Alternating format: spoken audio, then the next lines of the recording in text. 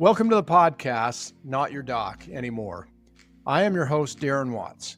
I'm excited to share with you some of my thoughts about my campaign for mayor. Over the years, I've developed skills in leading with compassion, not only at the bedside, but also in the boardroom. My experience in large hospitals has taught me the importance of every individual's contribution to the overall success of a system.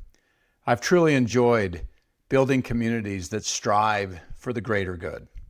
I believe these skills will serve me well as I try and step into the role of mayor for Holladay City. I'm dedicated to maintaining transparency, increasing visibility of all the efforts already being done quietly by the great citizens of our city. I will lead with integrity to ensure fiscal responsibility and work tirelessly to foster growth while preserving the charm of our community. I believe it to be crucial to prioritize the safety of our citizens with ongoing support for our police, fire services, and road infrastructure. Families are the lifeblood of our community, and my goal is to lead this city to provide our families with vital support. The strength of our government is in you. Never before in my life have I more humbly understood the words that Abraham Lincoln spoke at the Gettysburg Address when our country needed unity in the midst of the divisiveness of the Civil War. He said, "This is a government of the people, by the people, and for the people." I am confident that we are stronger together. To follow my campaign and to get involved, please connect on our website at docwattsformayor.com.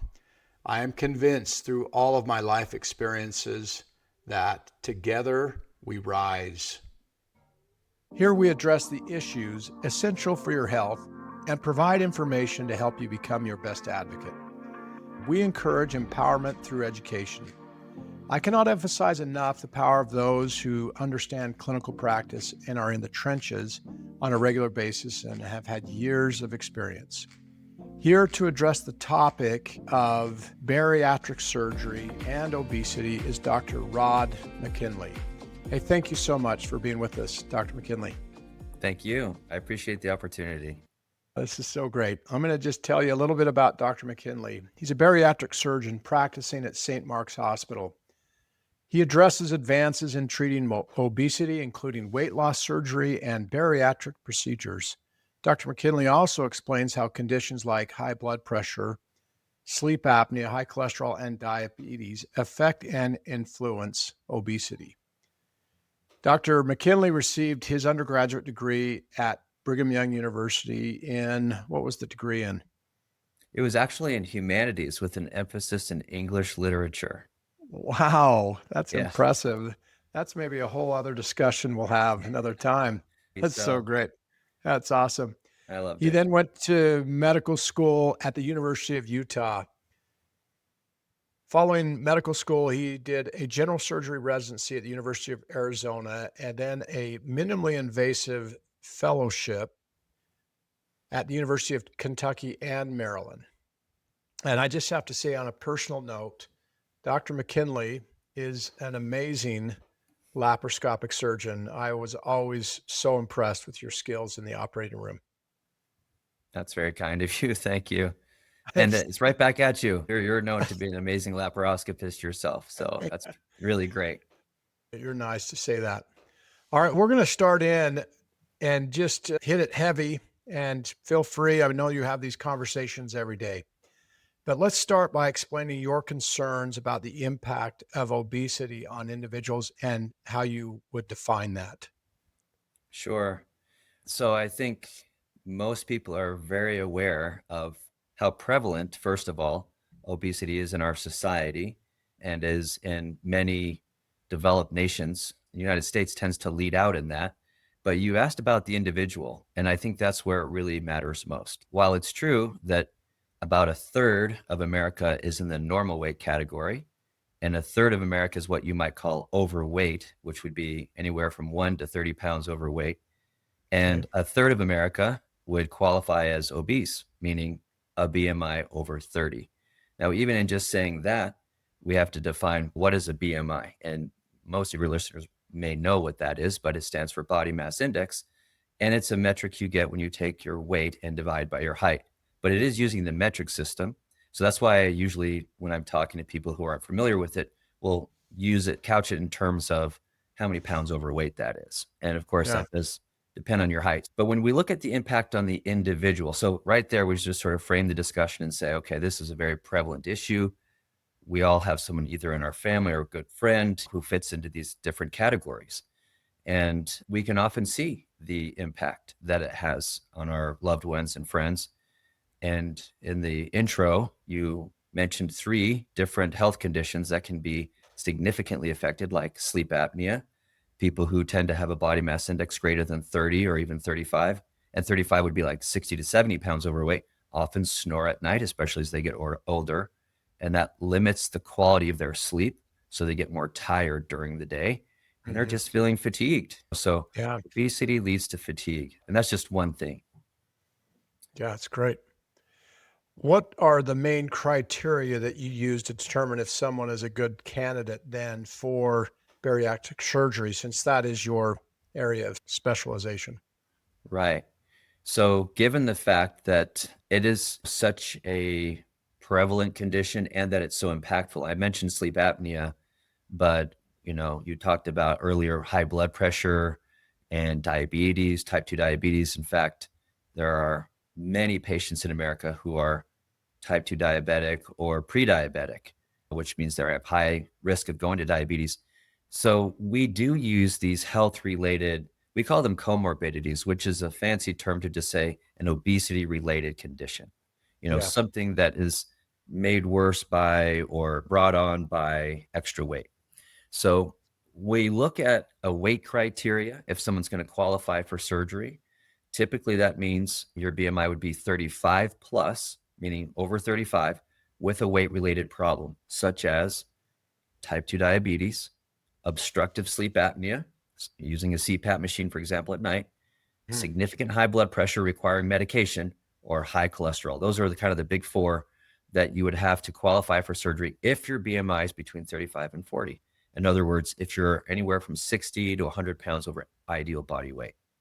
Okay. Of course, that brings up another question as to what is my ideal body weight? We can address that too, but that's one condition. If your BMI is over 40, that means you're 100 pounds overweight or more, then you would qualify for surgery even without any of those conditions, because studies would show that unfortunately your life expectancy is going to be even dropped from Wow. just from all the health conditions that go along with and the risk that goes along with being what we call morbidly obese. Not a term I love, but that's Yeah. nevertheless what we talk about with a BMI greater than 40. How does it reduce your lifespan? It does so by these very conditions we're talking about, by Yeah. having a higher incidence of high blood pressure, and which relates, of course, to heart disease, by increasing the risk of type 2 diabetes, which, as we know, can affect so many different systems in your body, your kidneys, your eyes, your feet, your ability to walk, all of these things, not to mention sore joints, advanced arthritis. You can almost name a condition and it might be related, even certain Yeah. types of cancers. And I know you, as a gynecologist, would, I'm sure, see people and evaluate people for endometrial cancer, ovarian cancer, breast cancer. For sure. And weight actually does play a role in here with estrogen and fat cells and so forth. So we've done some very interesting studies looking at long-term mortality benefit after bariatric surgery. This was a paper that we published in the New England Journal of Medicine back in 2007. And we found that those people who had gastric bypass, when compared and matched with a large number of people who didn't have surgery but were of similar size or body mass index, had a 60% reduction in cancer-related mortality. And the primary benefit there was from these Wow. cancers I just mentioned. So that's just one example. Heart-related mortality also decreased by 53%, and diabetes-related mortality down by 92% in the group that had the gastric bypass operation. This was it's a landmark study. We're proud of the fact that these patients all came through our practice at Rocky Mountain Associated Physicians, and it was published in a very good journal, and it's been widely referred to in the medical literature. That's great. Did you publish that with my good neighbor, Sherm Smith? Yes, indeed. So Sherm Smith and I'm not even sure if I got my name on that paper because I was 3 years into practice. Dr. Ted Adams, I need to give him a shout out. He is a very seasoned PhD researcher who's now in semi-retirement, but has really published a lot and has secured NIH funding for these types of studies. At the time, it was the largest prospective study on long-term mortality after bariatric surgery. So Dr. Adams has been invited, and he's a Utahn, has worked at the University of Utah, Intermountain Health, and is now in semi-retirement, but he is just passionate about public health, and in specific, obesity and how it affects that. So it was a natural union, if you will, for him to come to our group, which is one of the busier practices in the Intermountain West, and say, can I work with your data to do this study and see how bariatric surgery affects longevity? And we were, of course, all in. And we give a big shout out to our patients as well who participated in this research. And they were followed up at 2 years, 6 years, and 12 years post-surgery, Wow, together with it's these huge. controls to make these statistically meaningful data points, Yeah. conclusions about the subject. Wow, that's so interesting, Rod. It's amazing. Can we go into some of the different types of surgeries you offer and what are the benefits or downsides of each? And how do you assess those risks and benefits for each individual patient? Sure. And just to backtrack a little, I like a little Sure. history to talk about bariatric surgery. Generally, it got its inception, if you can believe it, about 50 or 60 years ago is when Wow. the first gastric bypass was done, actually in the early 60s. And it took a while for it to become more mainstream. By the time I joined our group and went into clinical practice, it was 2004, and the minimally invasive surgery wave had swept the nation. So that everything you could do inside the abdomen was now being done through small incisions. This was a Yeah. great boon to bariatric surgery because it allowed us to do complex things through small incisions and allow people to recover much more quickly. So I happened to train right in that sort of explosive growth of laparoscopy. That's why I love laparoscopy. My fellowship was in that. But I could immediately see just how beneficial this was. And so you asked about what are these procedures that we do? Okay. At the time that I joined our practice, it was just gastric bypass, essentially. I had stood the test of time. We knew that there were risks with it, and I'll talk about those in just a sec. But over time, for a brief period, gastric banding was introduced as an alternative to gastric bypass. It is largely not done much anymore. A nice idea to limit the amount. And gastric banding, for those who may not be aware, is where a band is placed around the upper portion of the stomach. It's connected to a port that sits on your abdominal muscles, and you can add or subtract fluid to tighten or loosen the band. Okay. So seemed like a nice idea, but didn't really hold because it wasn't addressing some of the underlying hormonal problems with obesity. And that is where the gastric bypass all along was doing that, but we learned more and more about how it was working with time. Nowadays, though, again, to get to your question, we have the sleeve gastrectomy, which means we are creating a thin tube out of the stomach, removing part of the stomach, as Okay. well as the duodenal switch, which not a lot of people have heard of, but that takes kind of elements of both of those surgeries, both the gastric bypass and the sleeve, and puts them together. So now you have a thin tubular stomach, and we are bypassing a significant portion of the small intestine. That's the Okay. most powerful bariatric surgery. And we can get more detailed about what we anticipate, but I'll just say blanket wise, if you look at those three operations, most people will lose somewhere between 70 and 90% of their excess body weight. I always like to Wow. point out it's excess body weight, not total body weight. You can imagine if you Sure. lost 90% of your total body weight, that'd be very bad. So Yeah. we're talking if someone's 100 pounds overweight, if you have a sleeve, you might be likely to lose 70 of those 100 pounds in the first year. If you have a duodenal switch, maybe closer to 90 out of those 100 pounds. And then we do know that there is a natural adaptation to the surgery such that by 5 years post surgery, most people have rebounded about 15 to 20% of what they lost. Now, that's average. So we are always going to have tremendous diversity in science and nature. And we do have genetic diversity. So some people, based on their response to the surgery, will be what we might say more successful or less successful. I don't really love to couch it in those terms because I think there's already such a stigma about success with this and that. We Sure. That's a whole nother discussion about how we qualify that. But just for the sake of giving you the data about what we normally see with these surgeries, So if you take 70 to 90% and say 5 years later, you're still holding up 50 to 70% of your excess body weight, you're doing great. You're Yeah. going to be feeling better. Your health conditions are going to be much improved. Okay. That's great. I think So maybe what you do have a you, follow-up to that, but I do sure. want to continue to answer your question about how do we choose? Who Yeah, is a good that's candidate? great. Wasn't Yeah. that your question? Yeah, it was. Yeah. Okay. So when someone comes in for surgery, oftentimes they're a bit hesitant. Most people do a lot of research online, talking to friends. Now it's common Yeah, enough that almost everybody knows someone who's had a bariatric procedure. for So sure. people come in and study, but they're still nervous. Should I really subject myself to surgery for this weight control?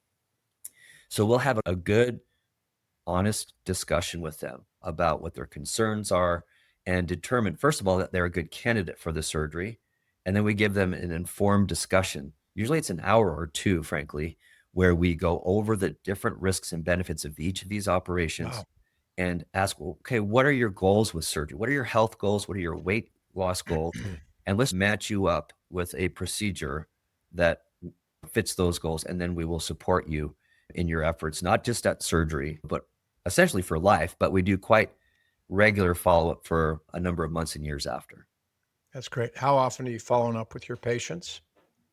So in the first year, we have them come back in about 2 to 4 weeks just to make sure no immediate complications with the surgery. And then we're visiting about every 2 to 4 months for the next year. So we typically will see them between 3 and 5 times.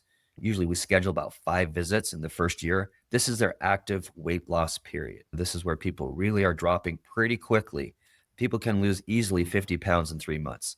Sometimes if they're starting even heavier, they might lose 100. If someone is 200 pounds over ideal body weight, it would not be unusual to see them lose 100 pounds within 3 to 4 months of the surgery. And Wow. then over the next 9 months, they might lose the next 100 pounds. So this is obviously something where we want to be monitoring and making sure they are healthy as they are losing the weight, as healthy as possible. So that then we then go to annual follow-up for about 5 years post-surgery. And we always tell them, if you're having a problem you think is related, give us a call. We're going to have you Yeah, come back and see us and so forth. that's great. Which is a surgery that you recommend as wanting more weight loss? Is that the duodenal switch, the bypass with the Right. switch? Yes. So if I'm just saying now the duodenal switch, there are actually two types, and I don't know that we need to get that technical about it. No, we don't. But if we just look at the three main ones, the sleeve, the gastric bypass, and the duodenal switch, as I listed them, they go from less to more aggressive, less to more powerful. So Mhm. for patients who have a body mass index greater than 50 or 55, now, if you have a BMI of 50, that means you're about 150 pounds over ideal body weight. So you're really looking for a large amount of weight loss. And today, for example, in my clinic, I saw someone who had a BMI of 77. She's over 500 pounds. And so her goal is to lose over 300 pounds. So we talked about duodenal switch. Frankly, given the fact that she has other health conditions, we might start with the sleeve surgery for her and get 100 or 150 pounds off and then complete or do the bypass part even in a year or two. So sometimes we can two-stage these operations just for safety. And Okay, we're very mindful of trying to make these as safe as possible. that's great. I know you've addressed it, and maybe we can just talk a little bit more in depth. How significantly does the anatomy change going forward? And can that change with time? Yes, good question. So it is a fairly substantial change in the anatomy. And as we just discussed, the more aggressive the surgery, the more the digestive tract changes. So if we're just going to start with a sleeve alone, we really don't change too much. It depends, I guess, on your frame of mind, but we would be removing about 3/4 of the stomach. We call it the greater curve of the stomach. It's that part that kind of bulges out on the side. The normal shape of the stomach, which might be like a sphere or a bloated boot, if you will. And we're going to change it to the size of about a carrot, Oh, a thin tube. Maybe a banana might be a more appropriate visual for this, but a curved, thin tube. And it may just be a couple centimeters or an inch across. That does seem rather dramatic. And as I always tell people who have a sleeve surgery, that other part of your stomach will be removed. We don't save it in the freezer for later if you ever want a reversal, right? So once it's out of your body, that surgery is going to be with you for life. Now, the sleeve can be converted either into a bypass or a duodenal switch, as I just mentioned, but that's how your stomach changes with the sleeve. Everything else stays the same. Your duodenum, your small intestine, your large intestine. In fact, for none of these surgeries do we even change like your liver or your pancreas or your large intestine. Those all stay the same. So now if we go to gastric bypass, now we're making a small little pouch from the top part of your stomach and using part of the small intestine to connect to it so that maybe a quarter of the small intestine is bypassed. So not only do you have a small receptacle for food, you're also not absorbing as much of the calories that you're eating.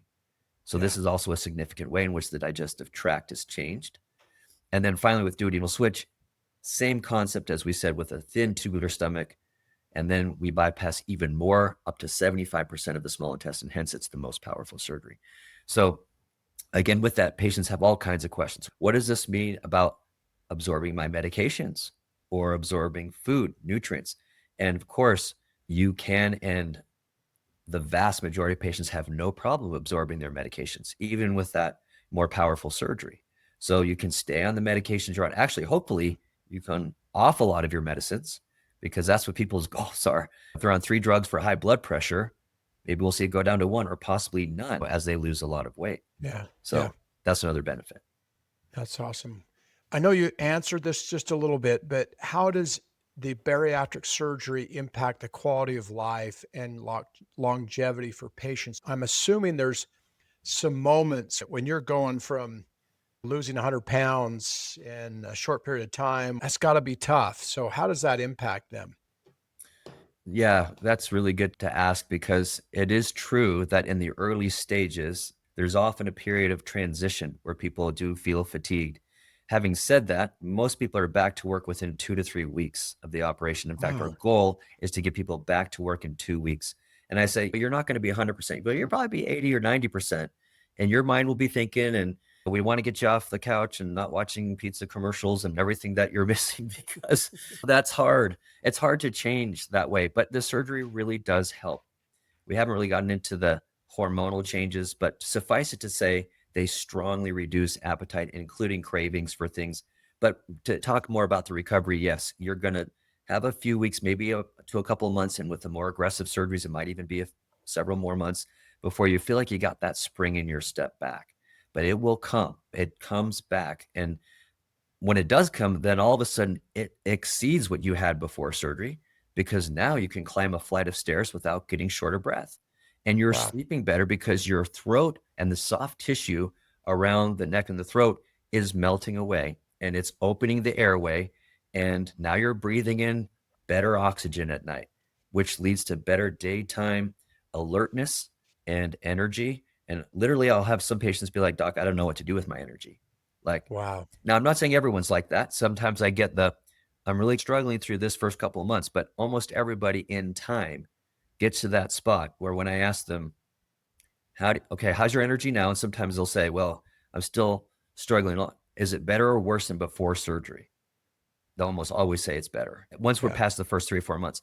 So we give it time. We let your body adjust. It's a big change. You got to eat healthy as you're losing the weight. This is very key. And this is why we have dietitians, nurse practitioners, a whole team of people to help them understand, okay, what's a protein? We think we know what protein is. Most of us do, but it's amazing because you can go through life and not really get what are high protein foods. What are healthy fats? What are not healthy fats? What's a carbohydrate? Are there complex carbs that are good for you and some that aren't? This is the education that we like to put people through. And as I always tell them, your new petite stomach is precious real estate. We want to give it nutrient dense foods. We want it to really, we're not going to do well if we try to survive on Cheetos and Mountain Dew here. Clearly, that's Yeah. true even before surgery, but even more important after. And so this is another myth I like to dispel, that surgery is the quote easy way out. And there will probably be some who think that it is. And no matter what I say, I'll never convince them otherwise. But anyone who's had the surgery understands that it is quite a commitment. And really getting to that healthy eating stage, it takes work. And things that take work matter. And they usually produce great results. That's great. I remember having conversations with Sherm, also a bariatric surgeon, and he would say, I used to hate watching Biggest Loser because he felt like it was so cruel and that people just think all you need to do is exercise, but that this surgery and some of these people just require a hard reset. Is that true? Oh man. And I'm glad you brought up Sherm Smith. I know he was your neighbor and was a great friend. Unfortunately, passed away now. I can't believe it's been almost 10 years, but a great Yeah. mentor. He brought me into our practice and was at the time one of the most experienced bariatric surgeons in the country. I just can't say enough about Sherm. But anyway, we miss him. But his point is very well taken. You look at what the public perception is. And of course, The Biggest Loser is it was a quite a popular show. And Yeah. people know how to make a good TV show. They know how to get you where it counts and make things dramatic and so forth. And if you just crack the whip and work hard enough, if you just spend 40 hours in the gym a week, how many of us have time to spend 40 hours in the gym a week? You can see some dramatic things. And we don't deny that. Of course, it's good. And we're going to always encourage people to exercise, to eat healthy. But we need to talk sustainability and an awareness and an understanding of how to make these things. They don't show you as much. Maybe they did. I didn't watch the show very much, to be honest with you, but I was very familiar with it. And I know that they really restricted people's intake as well during that show. At least that's what I've Yeah. heard. But they did an interesting study. And again, we could take more time on this, but they looked 7 years, I believe it was, either 7 or 9 years. This was published in the Obesity Journal, where they took 16 of the winning contestants from Biggest Loser, or at least those who had lost a lot of weight.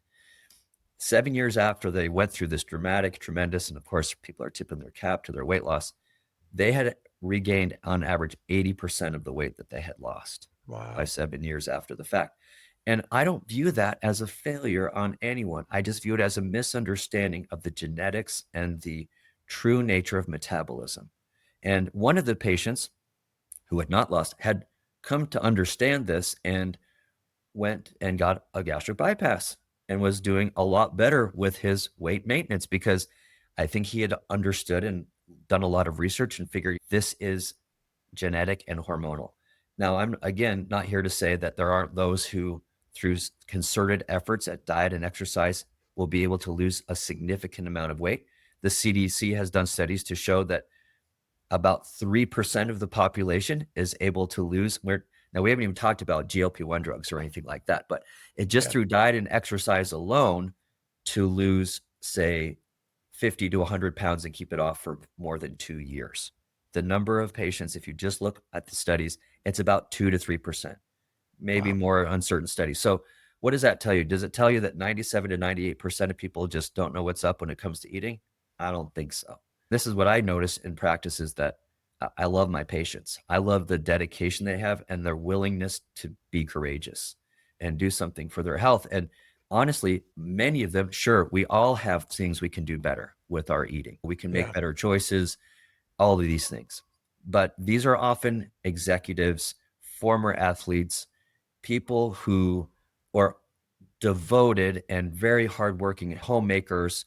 And these are not people who don't have willpower. I will tell you that right now. You know that, Sure. and I know you know this. I'm just saying that Yeah. No, it's try to great. dispel a popular myth that somehow you just don't have the secret sauce of that inner willpower. When you really get into studying this stuff, you start understanding that our metabolism has to do with a complex symphony of hormones that are working inside of us. And yes, we can do things better. We will try to tune those hormones the best that we can. But surgery is a great aid, in my view, a tool to help in that resetting of the lower metabolic rate. Actually, it's That's the great. higher metabolic rate and the lower weight. That's great.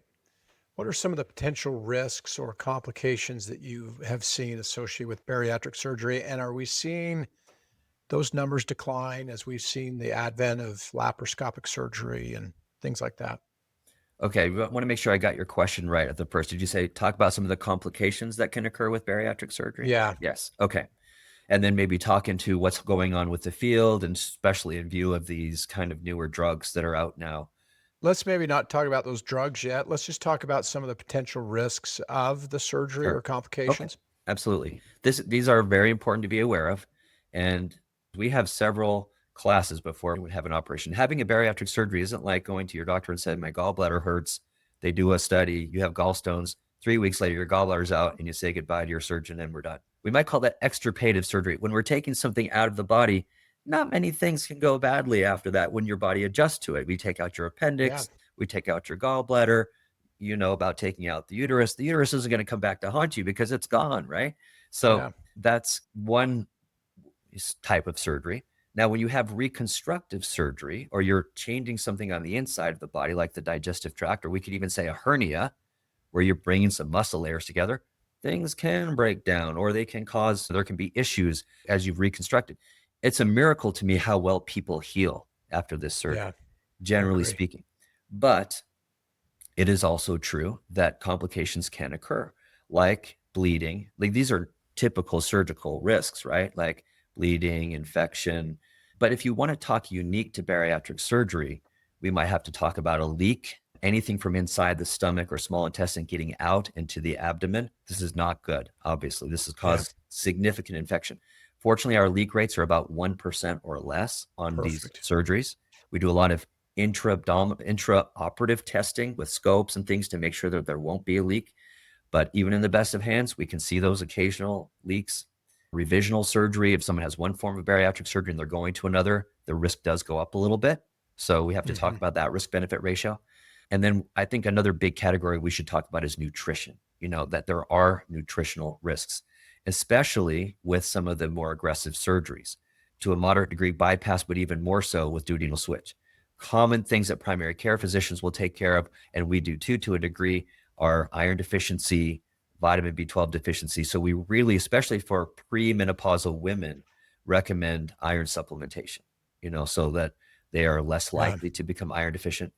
We do recommend a multivitamin twice a day, as well as a calcium and B12 supplement to avoid osteoporosis, to avoid vitamin D deficiency, which is already pretty common in Utah and in other places of North latitude.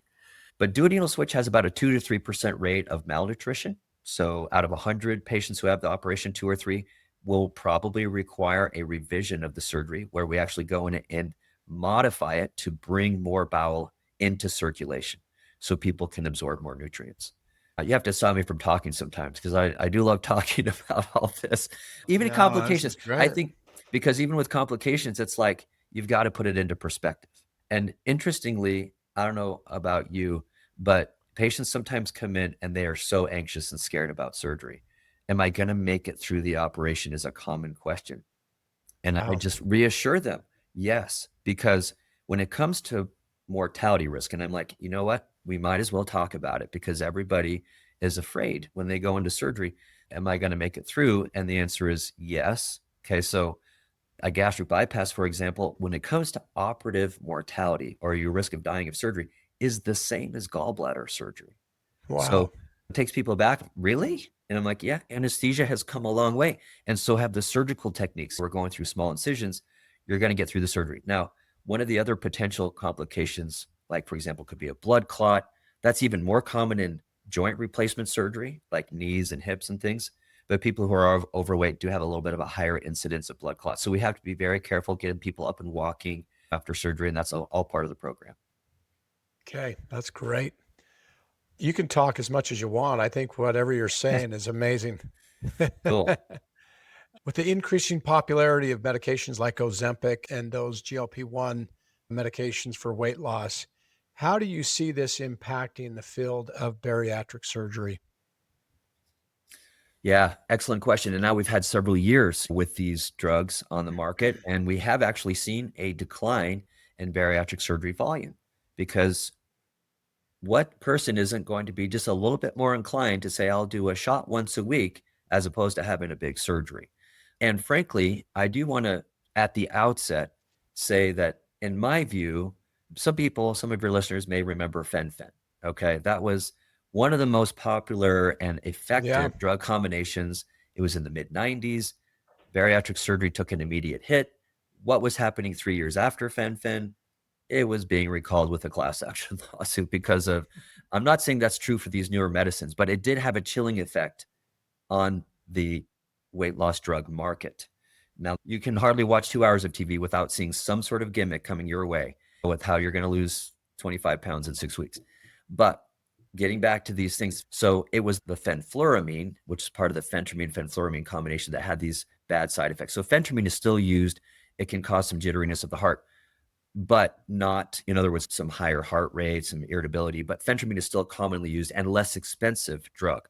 So now we have this new drug class of GLP-1, and I'll just say it stands for glucagon-like polypeptide, and they are what we call receptor agonists. And this is a fancy medical term to say we've come up with a molecule that mimics this hormone in your body, which is a satiety hormone. It's a hormone that makes you feel full. I like to talk about, remember how I talked about the complex symphony of hormones that is your metabolism, right? Yeah. Well, you have a conductor. The conductor sits in the hypothalamus. It's orchestrating everything. The hypothalamus, of course, is a gland in the brain. Everything starts in the brain. So it's just so fascinating. Your brain has these different kinds of blood vessels in the brain that are sensitive to these hormones that are being sent from your gut up to your brain to tell you that you're hungry and to tell you that you're full, so that you will then follow that signal. Who doesn't follow their signal for hunger? It's one of the strongest biologic imperatives that we know of. It's a survival instinct. And there's hormones we can talk about how they're changed with surgery. But right now we're talking about GLP-1. And this is a hormone that goes to your brain and tells you that you're full. So it just basically turns down your food noise. We'd all like a little more of that probably, right? Yeah.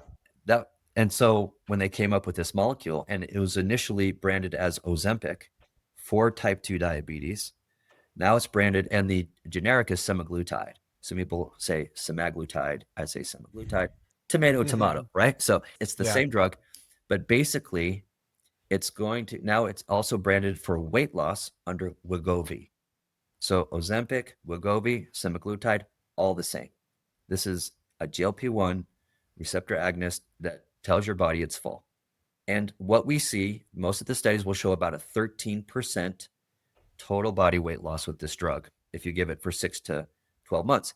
And by the way, we as a practice are open to it, right? Because we've expanded, recognizing that we want people, if they're going to be on the medication, to have someone explain it to them, to help them understand how it works and what are the complications, if there are any. What are the side effects, which, by the way, include nausea, vomiting. You shouldn't take it if you have a history of pancreatitis or thyroid cancer. These are things that people should know. So it's good to have a physician telling you these things, or a nurse practitioner, someone who is schooled in this, so that you can take it for the good reasons.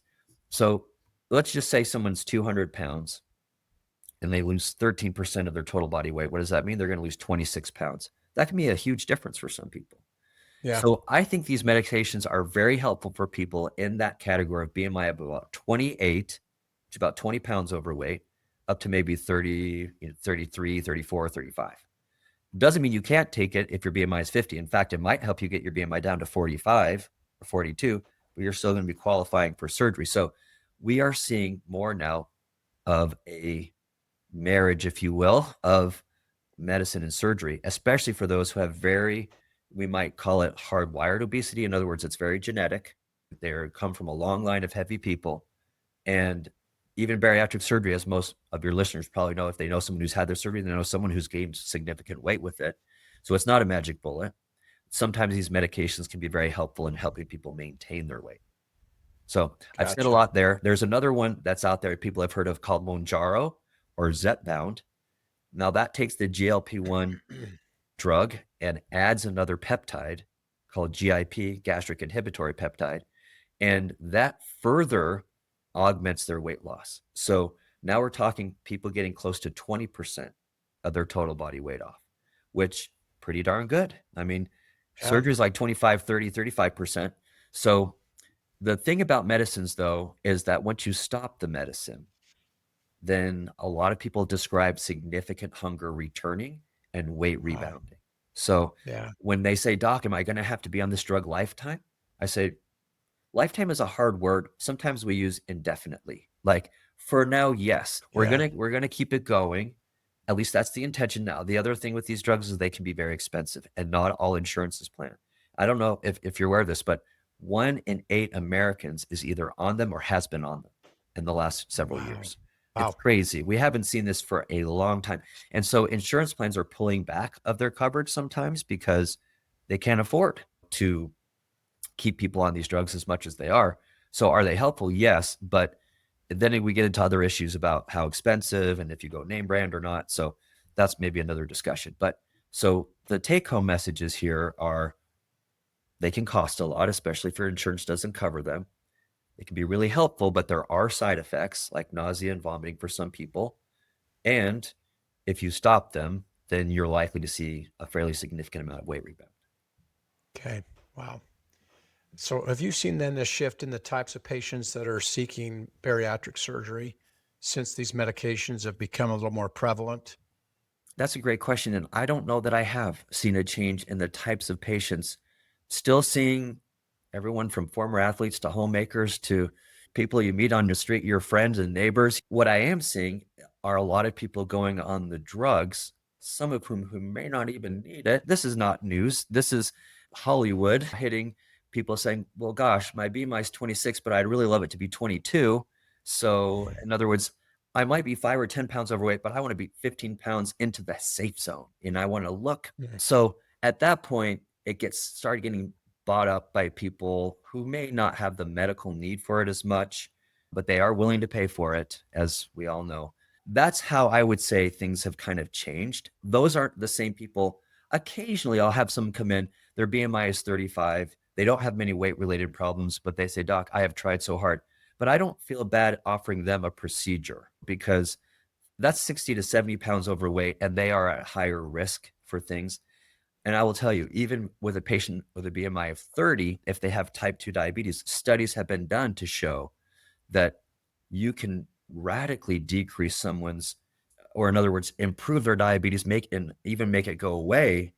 If their BMI is 30 and they have a gastric bypass, their diabetes goes away. And interestingly, they don't lose too much weight. It's like their body knows where to stop. So Wow. anyway, that was kind of a meandering answer to your question, but I love it. So good. yeah, Okay. Well, how do you help patients then maintain their weight loss? I think you've talked about this a little bit and right. have health improvements long term after surgery. Sounds like some follow up, but what are your thoughts on that? Yeah, we'd all love that secret sauce. And I can tell you from doing this for 20 years that I have seen a number of patients able, I almost don't even like to use the word able, but who have maintained their weight off. A lot of times I say you should give your mom and dad a big hug and thank them for good genes and hug yourself for working hard too, because usually it's Yeah. both that. And what I find is that people who develop a regular healthy exercise program where it's sustainable. They get about 3 hours a week of good cardio and some weight training as well, going to the gym and keeping up their skeletal muscle mass, because we know that matters going into your later years. So when people are doing that, they're much more likely to keep the weight off. And of course, we recognize that the diet that we put people on, we talked about this nutrient density at the beginning. That's a little hard to sustain in our current 2025 United States of America world, where we are surrounded by carbohydrates, really tasty carbohydrates. And so we get it that the compliance with a very strict diet, we work this into it by saying you can diversify your diet. Think in broad brushstrokes, eat a lot of protein, chicken, turkey, fish, yogurt, cottage cheese, beans, even follow a Mediterranean diet. Those are healthy things. Complex carbs, quinoa, brown rice, things. These are good. Vegetables. So when people think of themselves as not just eating less of what they ate before, but having a substantial change in the nutrient density of their food and following that long term, this is where we see great results. This is where we That's see people really maintaining the benefit of their surgery. That's great. How do you think social media has influenced public perception of bariatric surgery? And you probably get these questions when they come into your office. Well, my first response in my mind to that was I should ask my children because they know a lot more about TikTok and Instagram Reels, although I do follow some interesting little threads on Instagram, but I don't know, to be honest with you, other than to say that I know that there was, again, we're going to go back to the drugs and the craze of these drugs that take people from a BMI of 25, 26. And don't get me wrong, I still am sensitive to the plight of people who even are mildly overweight and have a medical problem like severe snoring. So at some level, you can almost make an argument for this. But when you're 5 to 10 to 15 pounds overweight, That's the zone where I think making tweaks in your diet and exercising probably will help you a lot. If we're talking 50 to 100 pounds, it's a different story. But so on social media, I think honestly, if you look at the big picture, the drugs I think are opening people's eyes to what internal hormones do to appetite, to satiety, to understanding. When you can decrease someone's food noise a lot, then you find all of a sudden increased compliance with a healthier diet or just eating less, naturally eating less. Yeah. Yeah. So I think that there probably is a lot out there on TikTok and Instagram and other social medias that talk about social media outlets that have an opinion about bariatric surgery. I know that, for example, a lot of trainers may not feel so inclined towards bariatric surgery because their clientele are just there to work out in the gym, and you've got to eat enough to keep your body healthy. And again, I'll tip my cap to those who are out there working hard to do that. But I think we, meaning myself, my partners, those who study this from a scientific standpoint, try to really come at it from an understanding of the science behind it, the hormones. And so that's the angle that we take. Frankly, I'd love to have even more awareness on social media. Maybe your podcast is helping to do this with all these different kind of dispelling of myths that circulate. And we do know that about social media is that even one little myth, if it's tempting to believe, it can spread like wildfire. Yeah. So it's good to have good voices, I think, out there that it can help dispel some of these myths and bring some reality into the picture. It's great. Any other myths that we should talk about before we move on from this type of topic that you're seeing or hearing in your office? That's a great question. And I think we addressed a few, like the myth that the bariatric surgery is the quote, easy way out. Here's another one. It's all about the size of your stomach that matters. We used to think that, oh, if you just made that stomach pouch small enough, just teeny, teeny, tiny, you're going to lose all the weight. And if you gain weight, it must be because that stomach grew back. Yeah. Not the case. And I've evaluated hundreds of patients for revisional surgery. When people rebound, this is another myth that we're just talking about. And that is that if they've rebounded weight, that means their surgery failed. In other words, that a staple line broke down or the stomach just dramatically expanded. Not true. In 95 to 98% of cases, it has a lot more to do, in my opinion, with hormonal or metabolic adaptation. And often there's a serious event that happens in someone's life that just upends it. And it could be an accident. It could be a physical malady or a new condition. It could be the death of a loved one. It's hard to talk about these things sometimes, but they really do. They increase cortisol, which is a stress hormone in your body. And what does cortisol do? It makes us want to eat a lot. Mm-hmm. It starts taking away that break. So that's another one. And I think maybe the biggest myth that I could dispel is that obesity is a personal failing. That I just don't buy after treating thousands of patients with a lot of, I'm not saying we can't learn, and I'm not saying there aren't societal factors and environmental factors. I think I've heard it this way, that, our environment has just outstripped our genes. We as human beings, if you go back to, let's just take it back 300 years, there was dietary insecurity and scarcity, and you had to work for your food. Now, if we go back 1,000 more years and we're hunting and slaying the woolly mammoth, or I probably got my dates wrong. Okay. But if you go back to slaying the woolly mammoth, however, thousands of years ago, some paleontologists be like, you got that wrong. Anyway, but the whole idea is you never knew where your next meal was coming from. Right. And you read enough literature about Charles Dickens and other things, people are starving. This is common even in almost modern society. So what does your body learn to do? It learns to hold on. Whatever you get, you hold on to it. And this is still how we have programmed inside of our bodies to do that. So now we live in a land of plenty. How much dietary scarcity is there now, where the golden arches are on every street corner? And we have incredibly delicious sodas that are creative. And there are just new ways in which restaurants are finding the ways to make their food hyper palatable, meaning we want it even though we're done because it's so tasty. Dopamine is just going off in our heads. So here we are living in this environment, and our bodies aren't programmed for that. Our bodies are programmed to work for our food. So that's why I tell people, even if we just take a little microcosm of that, let's talk about an apple versus apple juice. And I'm actually stealing this a little bit from Outlive, which is a really good book that talks about it goes a deep dive into these things about diet, exercise, He doesn't talk about bariatric surgery, but it's a New York Times bestseller. But just think about eating an apple versus drinking apple juice. How much body work is your body doing by eating an apple? You're getting through the skin, you're chewing, you're really going for it, you're spending time with it, versus how much time does it take you to drink 8 ounces of apple juice? Small. None. Yeah. Sugar is just going right into your system. This little concept of working for our food, not to mention laboring in the fields, talk about working for our food. Anyway, I get off a little bit of a tangent there, but it's understanding how our bodies work. And this is why I think it's a myth to say, so now some people admittedly have an easier time keeping their weight down. Some people would say, I could eat and eat and eat and I can't gain weight. And about 95% of people would say, I'd love to have your problem. But that's nevertheless true for some people and their metabolism. And other people will just look at a donut and gain 5 pounds. And I believe my patients when they'll tell me, listen, I don't eat a heck of a lot, but I am gaining weight. I'm trying. Virtually every person who's come in for bariatric surgery has tried multiple times. Insurance requires that we document their efforts to lose weight, but it's just hard to keep it off long term. That's great. You had a long answer, but I love that you were able to apply your education and literature to drop the Charles Dickens reference. Sure. Yeah, right? Good. I mean, sure, why not? I love that. So, yeah. That's great. All right. Are there any new techniques or technologies in bariatric surgery that you're particularly excited about?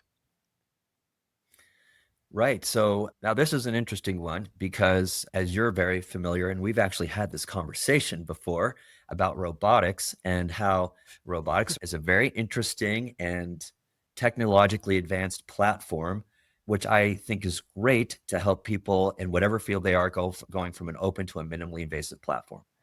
Having said that, and I'm just bringing it up in laparoscopy because people do ask us from time to time, do you do this robotically? And I can and have done it. But in my hands, at least, having done thousands of laparoscopic cases and recognizing, again, doing my comparison of the thousands of laparoscopy to the hundreds of robotic cases, I haven't seen a difference in the weight loss or the complication rates, but it just takes me a little bit longer on the robot, probably from just some various efficiencies. And that's a whole nother topic. But I do nevertheless think that our cameras get better and better. Our visualization, whether they're laparoscopic cameras or robotic cameras, 3D visualization, it's exciting to see that we can get more and more precision, more and more. This is like our society, right? How many people have box TVs anymore? Every home almost, have to be careful here, but right, it's just some more flat screen monitors are everywhere. So it's the imaging that seems to just keep improving. And I suspect if we're looking into the future, now Elon Musk, I heard the other day, said something like in 5 years, surgeons will not be necessary. Okay. What? So yeah, right. That's the response I get from most people when I tell them that quote, surgeons won't be needed in 5. I don't believe it. And I think Elon Musk is a visionary in many ways, but he's not been right on all of his predictions when it comes to these sort of technological things. Having said that, I'm sure AI and robotics will work their way more and more into medicine, into surgery. And I honestly think also that genetic treatments and genetic advances will be part of the future, especially as we learn more and more about these hormones and how they are largely genetically based. But it's a complex world, and we will see how these advances come in. That's great. Such great answers, Rod. But I'm just going to ask you this. This is our last segment. It's called the Delta segment. And I don't even think I sent this to you. So this is going to be off because we are human. How has practicing this type of medicine changed you personally? Yeah, that's a really thoughtful question, and I love it. First of all, I mentioned earlier that it teaches me, as my kid would say, mad respect for my patients, just a real understanding. I love to listen to my patients and hear their stories and understand how their lives are changing. And I hope that I become a more compassionate person as a result of practicing this type of medicine and surgery. I certainly have a greater appreciation for what people go through in their lives. Unfortunately, a lot of harshness that people frankly have gone through with regard to public perception and their own awareness of themselves and so forth. But also, I just can't say that without saying that it teaches me gratitude for my own family. And maybe any doc can say this, or anyone who works hard in their life, but I have a curious family who like to know, and I'm very indebted to them. So practicing this type of medicine makes me feel very grateful for the support that I have and my staff and all that kind of stuff. But I think it also teaches me incredible respect for the human body and how it works. I said earlier, it's amazing to me, miraculous even, how the body heals. The fact that we can take one part of the digestive tract and hook it up here and have it heal and not break down is Yeah, amazing. It's amazing. really is. And it keeps me very humble because just when you think you've got something licked, something does go wrong, or there's a complication. And not that happens very frequently, but it certainly is enough to let you know that you can't let your guard down. You've got to just try to stay on top of things all the time. That's great. Wow. This is the final question. And I know you referenced a book. What was the book's name again? Outlive. Outlive. I don't know if you've had a chance to read the book Good Energy yet I have by not. Casey Means. She's actually our new American Surgeon General. Okay. And in her book, she talks so much about the broken healthcare system. And Mm, it's to me, a little disappointing because I think there's just so many wonderful things about that I view through the healthcare system.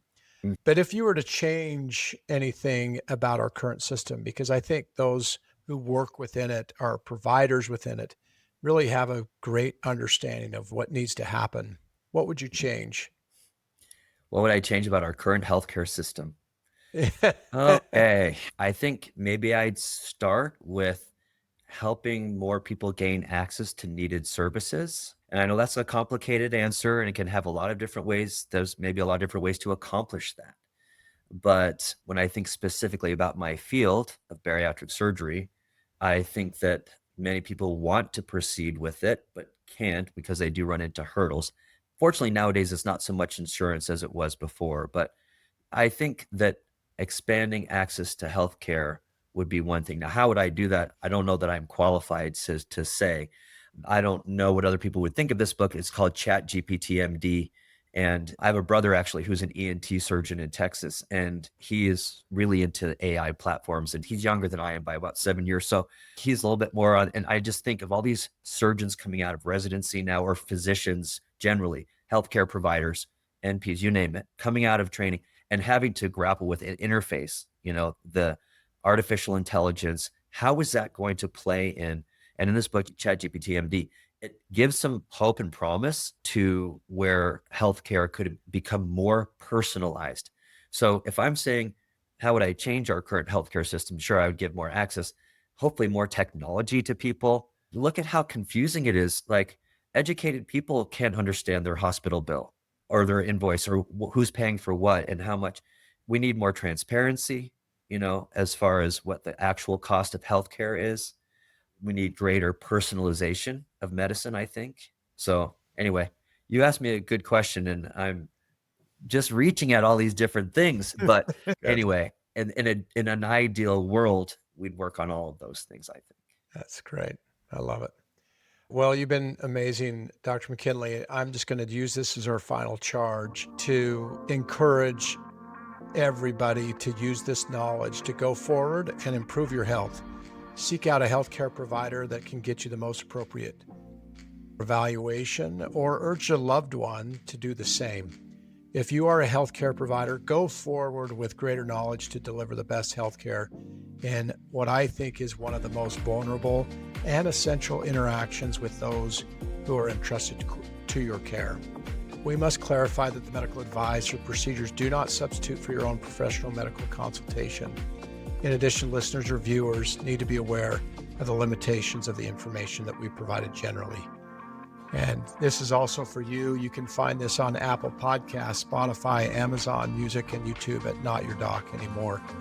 And we'll have a few postings on Instagram and TikTok at DocWatts_. I just need to thank all those who made this possible. Natalie Watts, our president and CEO of Not Your Doc Anymore LLC, and our social media managers, Taylor Seberg, Emily Brown, Sarah Marion, and a production manager, Joshua Watts.